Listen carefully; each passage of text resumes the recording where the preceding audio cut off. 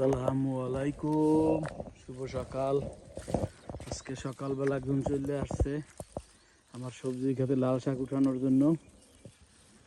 আলহামদুলিল্লাহ, আল্লাহর কাছে হাজারো শুকরিয়া। অবশেষে লাল শাক শুরু হয়েছে খাওয়া আমাদের। বড় বড় গুলা উঠাই। হ্যাঁ, বড় বড় এগুলো সবজি ভালো। এখানে কিন্তু বড় কেন এখানে দিতে হবে। হ্যাঁ, লাল শাক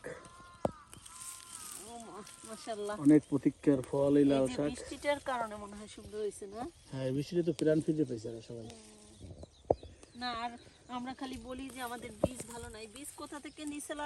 বীজ হলো সোহাগ ম্যাডাম, আমার বাইক ছেলের দোকানের। কোথায়? ওই বরিশাল। তোমার ওই যে পাট শাকের হচ্ছে সেই রকম। ওই পাট শাক না তো, ওইটা কি? ওটা সরিষা। আচ্ছা, সরিষা হচ্ছে সেই রকম। তোমার বলছিল, ও তুমি ওটা করে দিয়ে গেছো না? এটা করছিলাম কিন্তু আমার পায়ের ব্যথার কারণে কিছু করতে পারি না।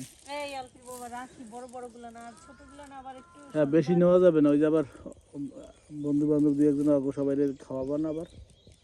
হ্যাঁ, ওকে তাহলে আল্লাহ হাফেজ। মাশাআল্লাহ। মাশাআল্লাহ, শুকরিয়া। বৃষ্টির বাসা কারণে চিংড়ি মাছ দিয়া রান্না করো আজকে। হুম, পেট ভরে রাত্রে দুগা ভাত খাই ইনশাআল্লাহ।